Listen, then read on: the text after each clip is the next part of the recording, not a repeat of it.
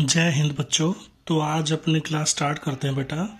आज का जो टॉपिक है बेटा, ठीक है, आज असल में है लेक्चर 4 और टॉपिक है magnetic field at A point on axial line of current carrying circular coil. ठीक है, एक सर्कुलर कॉइल है बेटा, उसमें से कुछ करंट पास होता है, तो उसके सेंटर पे मैग्नेटिक फील्ड हम लोग निकाल चुके हैं ना।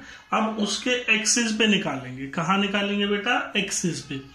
तो एक्सिस के लिए ये रिंग है ना, ये रिंग है बेटा, इसकी सेंटर है O, इसकी जो रेडियस है वो है A, और इसमें I करंट फ्लो कर रहा है। कैसे फ्लो कर रहा है? जैसे मैंने आपको दिखाया है ना। और इसके सेंटर से ये पॉइंट है एक्सियल लाइन पे P। इस P पॉइंट पे मैग्नेटिक फील्ड निकालना है। कैसे निकालेंगे? बायट-सैवर्ट्स लॉ का यूज करके हम इसके एक्सिस पे एक करंट एलिमेंट मान लेंगे DL। ठीक है बेटा, ये M पॉइंट पे इस DL से आप P को मिला दो। P को मिला दिया तो बेटा ये एंगल मैंने थीटा मान लिया। अब ये जो डिस्टेंस है A है, ये जो डिस्टेंस है R है, तो ये जो डिस्टेंस आएगा ये आएगा √A² प्लस R², है ना। अब आप लोग देखो कि अगर आप करंट की डायरेक्शन में थंब रखोगे, और मुट्ठी को बंद करोगे, तो इस पॉइंट पे मैग्नेटिक फील्ड ऐसे आएगा, dB आएगा, और बेटा वो इस रेडियस वेक्टर के साथ परपेंडिकुलर होगा। रेडियस वेक्टर के साथ क्या होगा? परपेंडिकुलर। तो अगर एंगल थीटा है, ये 90 है, ठीक है, तो ये 90 माइनस थीटा, ये कितना हो जाएगा? थीटा। ठीक है, तो डीबी के दो कंपोनेंट हो गए। थीटा की साइड में होगा डीबी कॉस थीटा, और जो हॉरिजॉन्टल होगा वो होगा डीबी साइन थीटा। ठीक है, तो यहां पे आप देखो बेटा, जो कोस के कंपोनेंट है वो कैंसल हो जाएंगे, और जो साइन के कंपोनेंट है वो जुड़ जाएंगे। तो जो नेट मैग्नेटिक फील्ड आएगा वो आएगा due to addition of sine component of magnetic field. ठीक है, दोबारा देखो क्या है। यहां पे डीएल मान लिया, डीएल ही मानते हैं बेटा, बायट-सैवर्ट्स लॉ में यही बताया गया है। तो डीएल मान लिया है ना, इस पॉइंट को मिला दिया। ये जो डिस्टेंस है ये √A² प्लस R² हो गया। इस पॉइंट पे इसकी वजह से डायरेक्शन देखनी है। डायरेक्शन कैसे देखोगे? करंट की डायरेक्शन में थंब रखोगे, मुट्ठी को बंद करोगे ना, राइट हैंड। तो जो उंगलियां हैं वो यहां से ऐसे घूम के इस पॉइंट पे ऐसे आएंगी। तो इस पॉइंट पे ऐसे आएंगी तो परपेंडिकुलर होता है। मैग्नेटिक फील्ड रेडियस वेक्टर के साथ 90 डिग्री का कोण बनाएगा हमेशा, ये बात कंपलसरी है। तो ये जो भी है डिस्प्लेसमेंट रेडियस वेक्टर आप मानोगे A² प्लस R², इसके साथ 90 डिग्री का कोण बनाया डीबी ने। ये एंगल अगर थीटा है, ठीक है, तो ये एंगल 90 माइनस थीटा होगा। ठीक है बेटा, ये 90 फिर से है, तो ये कितना हो जाएगा? थीटा। तो समझने की बात है, ये एंगल थीटा, डीबी के दो कंपोनेंट, थीटा की तरफ डीबी कॉस थीटा और दूसरी तरफ डीबी साइन थीटा। कॉस के कंपोनेंट कैंसिल होंगे, साइन के कंपोनेंट जुड़ेंगे। तो consider a circular ring of radius A carrying current I। ठीक है बेटा, we have to find magnetic field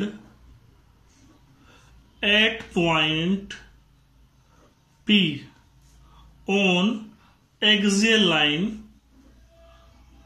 where OP is equal to R। भैया O से लेके P तक की दूरी R है, P एक्सियल लाइन पे पॉइंट है। कैसे करोगे बेटा? तो assume a small current element DL at a point M on circumference of ring। Now magnetic field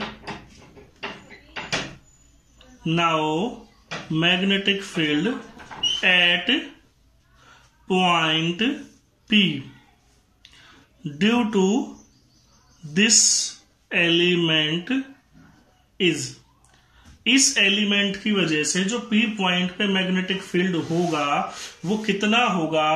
देखो उसका फॉर्मूला बेटा बहुत पहले से बाइट dB इज इक्वल टू क्या फॉर्मूला होगा, म्यू नोट बाय 4 पाई डन IDL sine theta upon distance का स्क्वायर, यही होता है बेटा।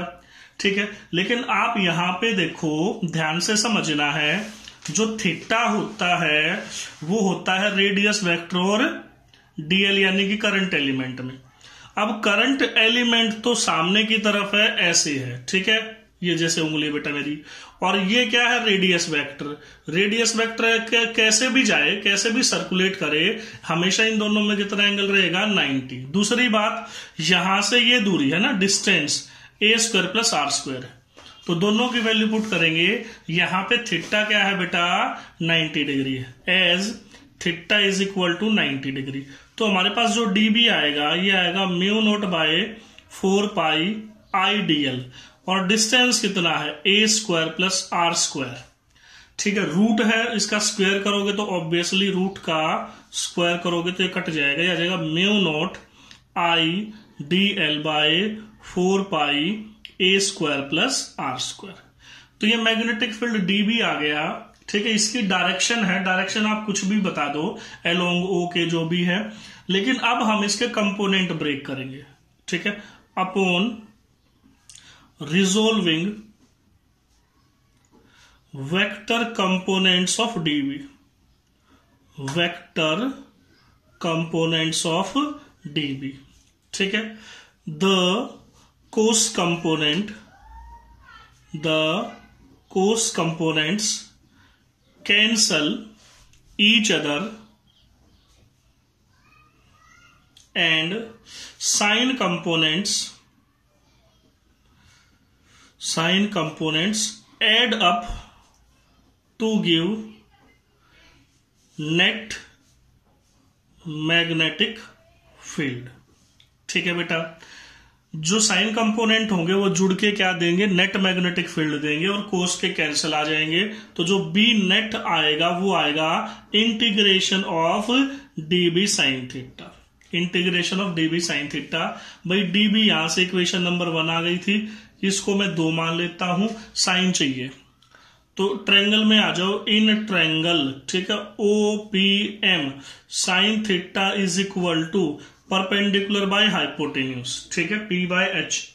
परपेंडिकुलर देखो क्या है बेटा ट्रायंगल में, ये ट्रायंगल है, थीटा के सामने perpendicular A, root of A square plus are square hypotenuse, तो ये आ गया A by root of A square plus are square, ये आ गया A by root of A square plus are square, equation number 3। तीनों को कंबाइन कर दो तो यहीं पे मैं लिख देता हूं, using equation first second and third. क्या आएगा बेटा देखो जल्दी से, B is equal to integration of, ठीक है, dB sine theta. What is the value of dB, mu naught IDL by 4 pi a square plus are square into sine theta a by root of A square plus are square.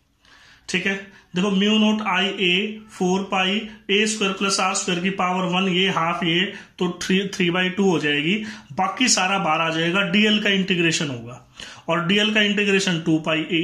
ठीक है, तो यहां से क्या आएगा, यहां से आएगा B is equal to mu naught बार I बार A बार। ठीक है, 4 पाई बार A square plus are square की पावर 3/2 बार इंटीग्रेशन ऑफ DL, और जब इंटीग्रेशन ऑफ DL करोगे तो 2 पाई A 2 पाई R है ना, सरकमफेरेंस बन जाएगी, लेकिन रेडियस तो A है तो 2 पाई A आएगा। तो B की वैल्यू यहां से आ जाएगी mu naught I A 2 pi A by 4 pi A square plus are square की पावर 3/2 है ना। 2 पाई से 4 पाई 2 पे कट जाएगा, तो बी की वैल्यू आ गई mu naught I A into A square बटे, ठीक है, 2a square plus are square की पावर 3/2। समझ गए बात को। अच्छा, इसकी डायरेक्शन कैसे आई? डायरेक्शन किस तरफ आई बेटा इसकी? आपने देखा, ठीक है, direction I dB sine theta इस तरफ था, है ना, तो इसकी डायरेक्शन आई इस तरफ, ठीक है। अब बात ये है बेटा, ये तो एक टर्न के लिए है। अगर रिंग में 2 टर्न हो, 3 टर्न हो, 4 टर्न हो, तो n से मल्टीप्लाई कर देंगे, ठीक है। 4 1 टर्न 4 n टर्न, है ना, तो बेटा 4 n turns 4 n TURNs turns, तो b की वैल्यू आ जाएगी mu naught n i a square by 2 into A square plus are square की पावर 3/2, ठीक है। अब इसके केस है, केस क्या है? केस फर्स्ट, ठीक है, when r is equal to 0। देखो r 0 होने का मतलब है वो पॉइंट कहां आ गया? सेंटर पे आ गया। कहां आ गया बेटा? सेंटर पे। तो सेंटर पे r को 0 करोगे तो क्या हो जाएगा? तो b की वैल्यू आ जाएगी म्यू नोट, ठीक है, आई ए स्क्वायर बाय 2। अगर मैं r को 0 कर दूं तो a स्क्वायर की पावर 3/2 यानी a क्यूब आ जाएगा। a स्क्वायर से a क्यूब a पे कट गया, ये तो म्यू नोट आई अपॉन 2a आ गया। अगर आपको याद हो तो रिंग के सेंटर पे यही तो फॉर्मूला होता है बेटा, ठीक है, यही फॉर्मूला आएगा। समझ गए बात को, ठीक है।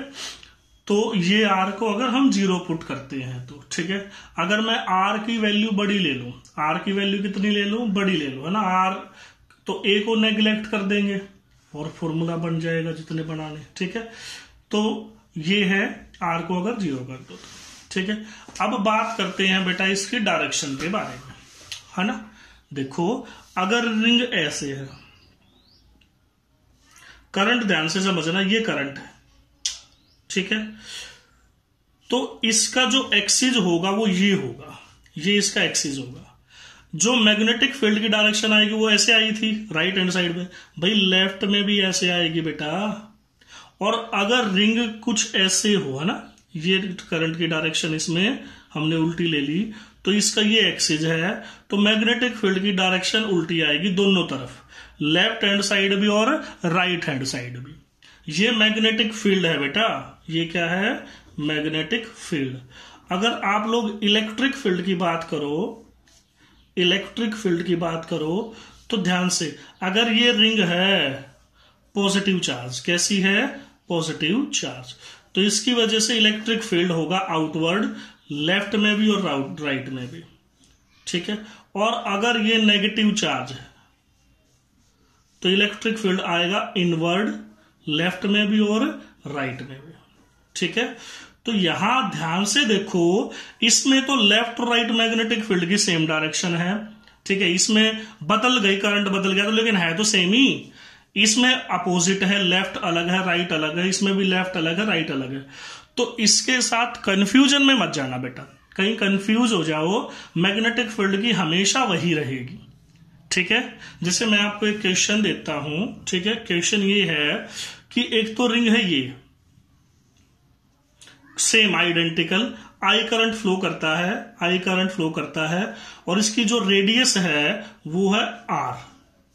ये दूसरी रिंग है, ठीक है, ये दूसरी रिंग है बेटा, ये सेंटर है ना, ये ओ सेंटर है, ये पी सेंटर है, इसकी रेडियस भी आर है, इसमें भी सेम करंट फ्लो करता है उसी डायरेक्शन में आई। इनके दोनों को अगर मैं सेंटर को मिला दूं तो ये पॉइंट है क्यू। जो क्यू पॉइंट है इसकी ओ से दूरी है आर, ये जो डिस्टेंस है ये 2r है, ठीक है, सेंटर से सेंटर, यानी ये मिड पॉइंट हो गया। तो क्यू पे आपको मैग्नेटिक फील्ड निकालना टोटल, क्यू पे क्या निकालना? Total magnetic field. ये आपका क्वेश्चन है ना। तो जैसे ही आप वीडियो देखो, इसके बाद इस क्वेश्चन को आप सॉल्व करो, सॉल्व करने के बाद जैसा भी जो भी आंसर इसका, या तो कमेंट करो या फोटो खींच के ग्रुप में भेज देना, ठीक है बेटा। इंपॉर्टेंट है ये क्वेश्चन आपका, अभी क्लास वर्क ही है ना, होमवर्क तो असाइनमेंट दिया था उस डिस्कस करेंगे, ये क्वेश्चन आपको सॉल्व करना है। करंट आई है, सारी चीजें सेम है, आइडेंटिकल है, इस पे मैग्नेटिक फील्ड निकालना है, ठीक है। कितना आएगा कितना नहीं आएगा वो बाद में डिस्कस करेंगे।